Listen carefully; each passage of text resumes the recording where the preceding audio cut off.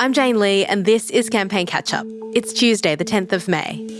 Today, Defence and Foreign Affairs correspondent Daniel Hurst joins me to talk about something that's not being raised in this election, why the government has gone quiet on the Australian Defence Force reforms designed to prevent unlawful killings. But first, here's what happened today. Prime Minister Scott Morrison was in the Sydney seat of Bennelong, with New South Wales Premier Dominic Perrottet pledging a $220 million upgrade for the Epping Bridge, which Labor said it would match. Perrottet and Morrison have clashed on a number of issues, including New South Wales's anti-corruption watchdog ICAC. The Prime Minister has rejected the ICAC model for a National Integrity Commission, likening it to a kangaroo court. I accept that we may disagree in relation to the operation of the New South Wales model, but at its heart, what we both agree on is that there should be integrity agencies in place that ensure the best standards in public life. And it turns out the New South Wales Premier is also open to Labor's help to buy housing policy. This would provide government funding for some low to middle income earners to buy a house in exchange for an equity stake in the property that they could buy back over time. Perrottet refused to back the PM's criticisms of the policy. There will always be different views in relation to housing affordability. I think it's important that we're open-minded. From my perspective, that's certainly the approach that we'll take in our state. Liberal candidate for the Sydney seat of Warringah, Catherine Deves, gave a rare interview to Sky News, where she walked back her apology for previous offensive comments she made about transgender children, and then doubled down, saying the correct term for gender reassignment surgery was mutilation. At his press conference today, Prime Minister Scott Morrison again stood by his captain's pick.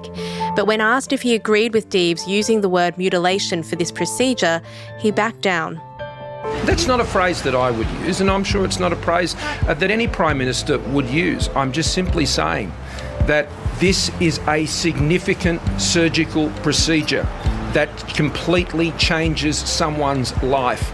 Opposition leader Anthony Albanese was in the marginal seat of Chisholm in Melbourne, where he promised $2.2 billion for the state's suburban rail network. The Morrison government previously refused Victorian Premier Dan Andrews' request of $11.5 billion for the rail network over a decade, saying at the time that the project didn't stack up. It's not a cost, it's an investment in jobs and a road and rail network that actually takes people where they want to go, and $2.2 billion is a very significant commitment.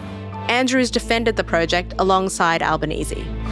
I've had a conversation with the Prime Minister about suburban rail loop, and $0. $0. The contrast could not be clearer. And both leaders were asked about the minimum wage case, which the ACTU is bringing to the Fair Work Commission. Morrison maintained he would abide by the Fair Work Commission's ruling, but Albanese went one step further. You said you don't want people to go backwards. Does that mean you would support a wage hike of at least 5.1% just to keep up with inflation? Absolutely. And Education Minister Alan Tudge has given his first interview since the campaign began last month. That's when reports emerged that the Department of Finance was negotiating a more than $500,000 payment to his ex-staffer Rochelle Miller. Tudge has always denied Miller's allegations that he was abusive to her during their affair.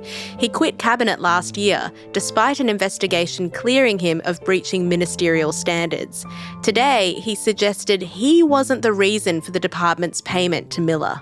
If you've been cleared of allegations, though, why would they be organising a $500,000 payout? I'm not aware of any of those things. I have no information. I haven't been called as a witness. I haven't been asked to provide evidence. And as the Prime Minister said, if it involved me, he would have been made aware, and he hasn't been made aware. He said that if the Morrison government is returned at the next election, he'll return to Cabinet as Education Minister if he's in a position to. Coming up, Daniel Hurst is here to discuss the secrecy around Australian Defence Force reforms that are designed to prevent unlawful killings. Hey Dan, how are you going? Hi Jane, good thanks, yourself? I'm okay. So the other day we talked about the defence debate at the National Press Club, of course, but we didn't get time to talk about that moment when you asked Peter Dutton about why he hadn't kept the public informed about the Brereton inquiry reforms. It was a pretty testy exchange. Cue fireworks, you might say. Minister, why have you hung the CDF out to dry, and why have you failed to keep the public informed of these important reforms via Parliament? Daniel, from The Guardian, one of my favourite publications, I might say. I'm glad you read it. I'm being sarcastic, of course. Now, the Brereton report into alleged war crimes by Australian Special Forces was released in late 2020. It was a really big moment. It found credible evidence to implicate 25 current or former Australian ADF personnel in the alleged unlawful killing of 39 individuals and the cruel treatment of 2 others. But you weren't asking Dutton about that. You were asking about the official reports from an oversight panel that's been tasked with implementing cultural reforms to the Australian Defence Force as a result of that initial report. That's right. So it's not about the individual criminal investigations, which are a really serious matter. And Dutton, apart from taking a swipe at The Guardian and calling it a trashy publication, he was suggesting that it would be wrong to sort of comment on whether somebody is about to be arrested or where things are up to with the criminal investigations. That's something done by the Office of the Special Investigator. What I'm talking about here and what we're talking about is Defence's own reforms to make sure that this never happens again, that there are cultural reforms that are locked in essentially to prevent a repeat. And so one of the things that the then Defence Minister, Linda Reynolds, did at the time of the Brereton report is announce this oversight panel, which would be looking into how well Defence was making those changes. And as you said that day, Dan, former Defence Minister Linda Reynolds had pledged to keep the public informed via regular updates to Parliament about these reforms. So how did the Defence Department's handling of questions from journalists change when Peter Dutton became Defence Minister? Defence has always been a bit cagey, you might say, in responding to journalists' inquiries. I mean, there are obviously sensitive matters within the Defence portfolio, but it's fair to say that after Dutton took over, there was a bit of him putting his stamp on the portfolio, and he actually, thanks to another Freedom of Information request, we actually found out that Peter Dutton's office gave some guidance, they called it, to Defence media. And one of those requests was that any responses to journalists should be limited to 3 paragraphs.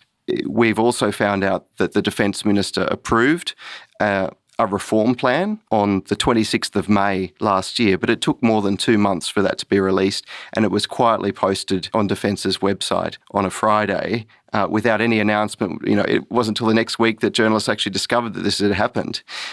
And this is despite the fact that the Chief of the Defence Force, General Campbell, had originally said transparency would be key to the reform process. So you have the Chief of the Defence Force, the former Defence Minister, all advocating for transparency and accountability, and yet that hasn't really been forthcoming. And yet behind the scenes, of course, the oversight panel continues to do its work, but just shrouded in secrecy, essentially. And since we last spoke, you've discovered there have been 6 reports from this oversight panel. Yes, so we reported today that this oversight panel has now provided 6 reports, the first one in February 2021 and the most recent one this month. And so we don't know anything about what's in those reports. There was never a pledge to release every single report. The promise was to update the Parliament on, the broad outlines of what it had found and if there are any issues in things that are being implemented. But we don't know what are in these reports. Minister Dutton has not said a single word in Parliament about the Brereton reforms or about, progress in implementing them. Well, it's really important not to lose sight of these findings. This was a 4-year-long, very serious investigation, and these are extremely serious allegations. While the Office of Special Investigator is investigating alongside the AFP, no charges have been laid to date in relation to this matter. So we don't have any charges at this point, but what we've been talking about today is, of course, Defence's own processes. And what has Labor said it would do on this issue if it's elected? So Labor's been quite cautious. We should point out that they've stopped short of making any specific commitments. So the Shadow Defence Minister, Brendan O'Connor, told me yesterday that the government has failed to show leadership in its response to the Brereton War Crimes report. But in terms of I asked whether they would promise to be more accountable to the Parliament on this stuff, and he said basically that he'd take advice. So he said Federal Labor will keep a very close eye on the process and won't make unilateral decisions without consultation with the Chief of Defence Force and the Department, including as to whether there's been any change in advice between multiple defence ministers, end of quote. So basically, there's a sort of implied commitment to being more accountable, but they won't promise to do these regular reports to Parliament. They want to talk to the Chief of Defence. Why do you think Labor's stopped short of completely committing to full transparency? Why are they not talking more about it during the election? I think all sides are pretty cautious on this front because they don't want to be seen to be doing anything that might inadvertently jeopardise any of those sensitive investigations that are proceeding. And of course, the broader context of this election campaign is Labor doesn't want to be seen as soft on national security. Now, of course, none of this stuff implies being soft, but I think they don't want to pick a fight on this particular issue. Having said that, there's no reason why whoever is Defence Minister after the 21st of May can't keep Parliament informed in broad terms about what Defence is doing to make sure this is never repeated. It's not too much to ask. Ministers are accountable to the people via Parliament and then at election time at the ballot box. And how can people make decisions on how competently governments are implementing things if they don't keep Parliament informed? By revisiting these topics in Parliament, it builds an accountability measure and the public can judge them on that. And ultimately, Dan, why do you think we need this transparency beyond the fact that this is a democratic country? Like, why is this so important for the ADF? Well, one of the things that the Brereton inquiry actually found is that in some cases people turned a blind eye to these allegations. So, if you've got accusations of a culture of cover-up or a culture of turning a blind eye or culture eroding over time, then really how can the answer to that be less transparency? We're not talking about operational details. We're talking about what processes are put in place to assure the Australian public and also to restore the reputation of the many fine ADF members. I mean, this is not something that is anti-ADF. A lot of people within the ADF are very keen to ensure that their reputations can't be tarnished by the actions of a few. Thanks so much for your time, Dan. I'll speak to you soon. You're welcome, Jane. That's your campaign catch-up for today. This episode was produced by Alison Chan, Daniel Simo and me, Jane Lee. The executive producer is Miles Martignoni. Our theme music is by Martin Peralta. Thanks for listening. See you tomorrow.